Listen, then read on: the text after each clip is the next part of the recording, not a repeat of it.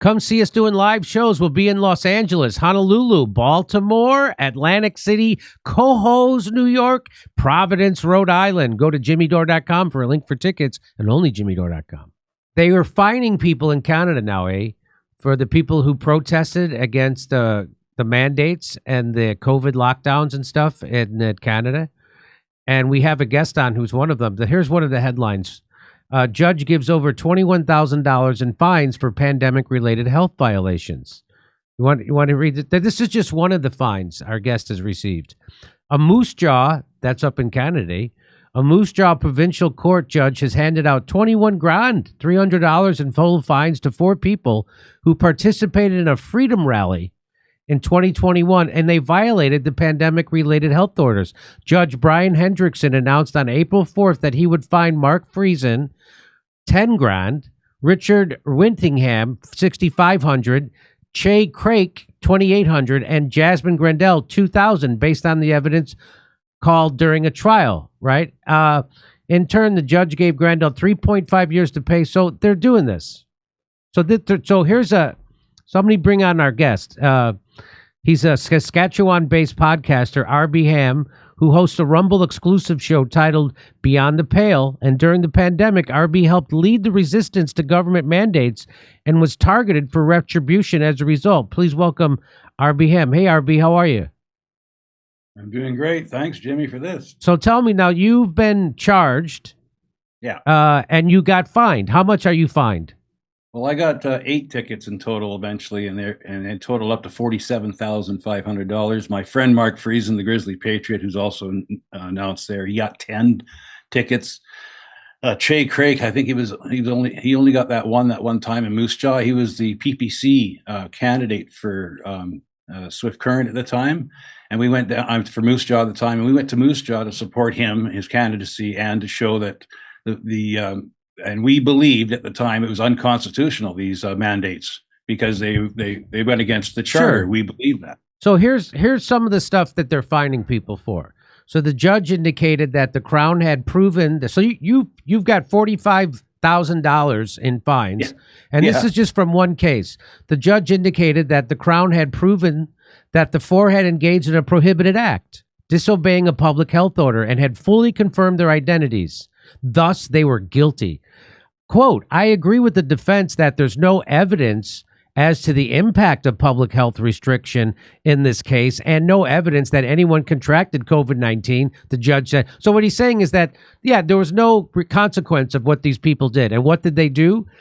I also accept that there was a valid medical reason for order restricting the size of outdoor gatherings. The order was established based on the scientific and blah, blah, blah. So what they did was they held a rally and 10 people showed up.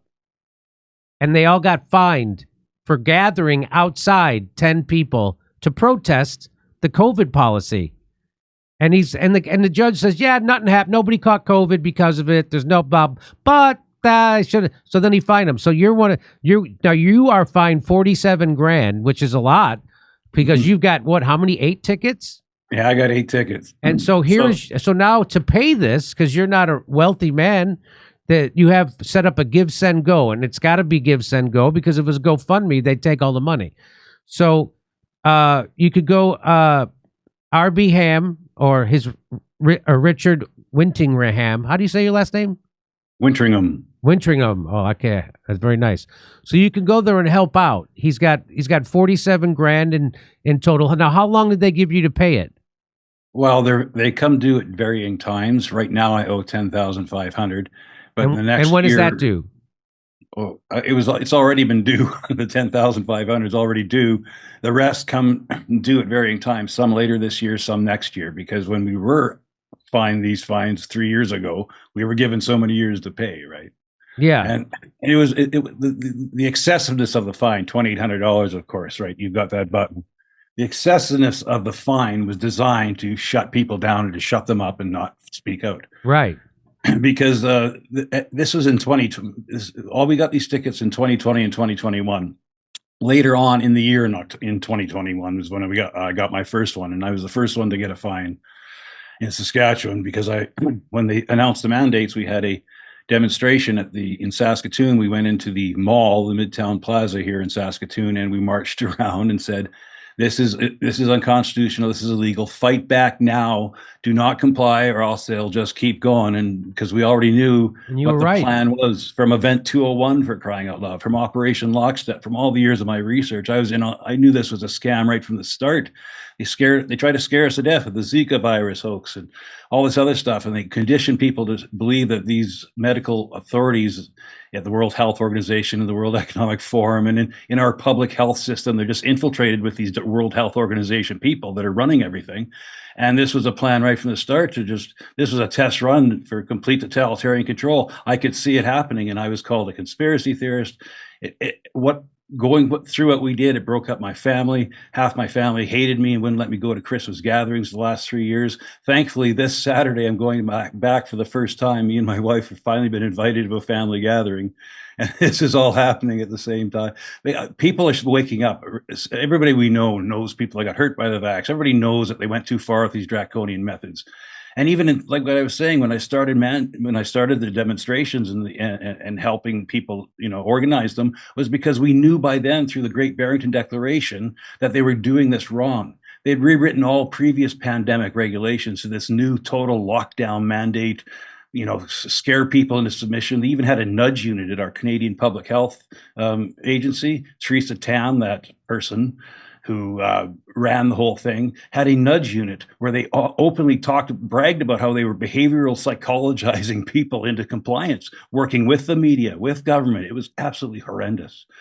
So I had to speak out. I thought it was my duty because Martin Luther King Jr., one of my heroes, that's what he did. He said, this is wrong, and I'm going to speak out because it's immoral and it's an unjust law, and you have a duty as a citizen to fight back against unjust laws, or else what are you doing? And so you did, and they came and they laid the hammer down on you, and now you're facing stiff $47,000 in fines. And so you missed the first date for your payment of $10,000. What are they going to do to you if you miss that payment? Did they increase the fine? What happens? No, what they do is they send your fines off to Revenue Canada, and they will now start watching you and garnishing any payments you might receive through carbon credits, payouts, or your income tax return. And they've also sent it to the commercial credit adjustment here in Canada. Oh, so they're going to wreck your credit? Oh, of course, and then garnish me in ways that they can. So it's a really tough situation. I'm not the only one in on it. I mean, here in Canada, we've been hammered. Everybody, all these people, the Freedom Convoy, the most successful peaceful protest in history that might have saved the world, because they were going to even get harder on the mandates and restrictions if that hadn't happened. So the people involved with that, like Chris Barber, Tamara Leach, Randy Hillier, Pat King, they're all being persecuted in the courts there for mischief. Their charge is mischief, and they're trying to, and this has been going on for 3 years, this trial of mischief, and they're trying to try to put them in jail for mischief. Can you imagine? And and of course, around here in Saskatchewan, we had a whole bunch of people helping. And what they did, though, was and what you said, Moose Jaw, we actually got more than 10 people there. We had like about 100. They only went after the people who picked up a microphone and spoke, and there was 4 of us who picked up a microphone and spoke, so they nailed us because we were visible. So they're criminally prosecuting people who protested back against the unconstitutional, unscientific, unlawful restrictions that they put on people during COVID, and so they're being charged with mischief. Isn't that something? What's next? They're going to charge them with tomfoolery? Shenanigans. and shenanigans. Well, it's crazy. I mean, you think about but the problem is, at the time, because people were so scared, 80% of the public just went along with it. Yeah. And we were smeared in the local newspapers, called all sorts of horrible things. I lost my job as a school custodian because I went against their wishes for going to a rally at one point. And so I had to go back to truck driving. And there was a wonderful freedom fighter guy here named Kevin, who got me a job at his company so I could last for a while doing excavation work and stuff like that. And he also happened to be the candidate for the PPC here in Saskatoon West, so I became his campaign manager. So it worked out in that way that it opened up a new way of me to get involved. And my story is that I'm a former left-winger. I'm like you, Jimmy. I was a socialist all my life, for crying out loud, but I was also a firm a civil libertarian, anti-war activist. I marched against the Iraq War and gave a speech out in front of a politician's office here in Saskatoon. And I was firm in my belief that you've got to show up. And when things like this happen, if you just hide in the basement and hope it goes away, that's not the approach to take, because they always try to go further and further and further. And I knew they were going to do this. I was protesting before they brought in the mandates, predicting that they would bring in the mandates, and they did. So what is the mood now in Canada in general? Can you tell me about how did people just memory hold that the government was 100% wrong, and that the vaccines didn't perform the way they were promised, and that there's no science behind masking, there's no science behind the social distancing, there's no science behind lockdowns. In fact, the science goes the other way. So people have they just moved on and memory hold all this? Well, they just, as a matter of fact, they just did a poll, and it turns out that 60% of the population still supported it. Jeez. They asked the question, did they go too far? And 33% said yes, they did. So 1 in 3 people think they went too far. 1 in 6 people regret being vaccinated. So it's starting to switch, but it's been a slow change, because here in Canada, we're a lot more locked down, propaganda-wise. We're even more propagandized than you guys, believe it or not, because we don't have the First Amendment, right? And all the CBC, CTV, Global, our 3 networks up here are all funded by the government. We don't have an independent media. And it's funny, because I was a left-winger all my life, and I believed in civil liberties, and I'm anti-censorship, I'm anti-war, and all this stuff. And the left just flipped on me, and they became the authoritarians, the totalitarians, telling us what we could and couldn't want to do. And it was just, and anything else was considered a right-wing conspiracy theory. And here I am. Wait a minute, I've been a left-winger all my life. What are you talking about? And so I ended up joining the People's Party of Canada, which everybody is labeled as some kind of disgusting right-wing, pro-fascist, Nazi-loving party led by a former conservative prime minister named Maxime Bernier, who left the Conservative Party when they did some shenanigans in an election and said, this is ridiculous. And so I became a PPC member. And it was just amazing how many people I met that were like me, former lefties, who said, this is enough. And, I think there is a change happening slowly, and hopefully it'll get better, because I think the independent media space that you guys represent, along with Due Dissidents and others, Savvy Savs, all what you're doing in America is wonderful, and I think it's starting to happen here in Canada. We've got some. I'm not going to mention Rebel News. They did support us during the convoy, but Rebel News is sure pro-Israel, and it's kind of hard to stay associated with them. But we have What's Up Canada, and we have the Shadow Davis Show. Yeah, we have Anita Krishna. You know Anita. Yeah, I love Anita. But you can disagree with Rebel News, but the foundation of organizing is to put aside your differences if you agree upon an issue, and so Exactly, and that's what me and Mark gives it strength. That's what gives it strength. That's why when me and Mark Friesen, the Grizzly Patriot, who was a right winger, everybody said, he's just a crazy right winger. When me and him joined together, we go on town halls. At first, we had to do underground town halls because you couldn't gather people of 5 or more. So we'd sneak around to farmers' barns and businesses and give these talks about what was going on, via COVID-19 and the Agenda 2030, all that stuff. It's World Economic Forum. So we give these underground talks because we couldn't do it publicly. So we snuck around for like a year that winter, going to and we even went to Alberta, and we ended up doing a presentation in a converted slaughterhouse. It was so cold. It was minus 30 outside and colder inside. We'd go outside to warm up because the concrete would hold the heat, the cold in so hard. And we met so many people, hundreds and hundreds, thousands of people we met that felt like us, but were not allowed to say anything. But of course, the only people they hammered and got the tickets to were us, who would speak out, grab a microphone, or organized. And but eventually they went after the general public too. At one point, when before the last election, they put out a thing.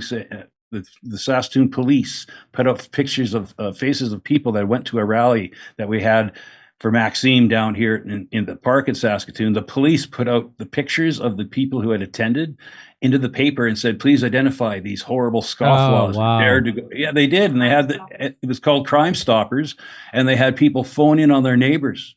It was unbelievable. And of course, it broke families up. It was unbelievable what it did to the family unit. just terrible, because all of a sudden, if you were against what was going on, and family members really thought, I mean, they preyed on people's good intentions. Like that sign says, the welfare of humanity has always been the alibi of tyrants. By That's Albert right. Camus. It's for He your wrote own that good. in- We're doing this to protect Exactly. you. And so I can't hate them for doing that. I forgive them. But they've been lied to. All I need them to do is wake up and realize I wasn't your enemy. I'm trying to help you. I was giving you a voice you didn't have because maybe you're uninformed or whatever. I know a lot of people who have woken up since then. They regret it, but they're too afraid to really step out and speak it out now, because still, like I said, 2 in 3 people still support what the government did here in Canada. So there's still a majority. So it's hard. It's really hard, man. Well, I'll tell you, RB, I really respect you standing up. I respect your position. You risk being called all those names and slandered as a right winger, even though you've been against my same journey.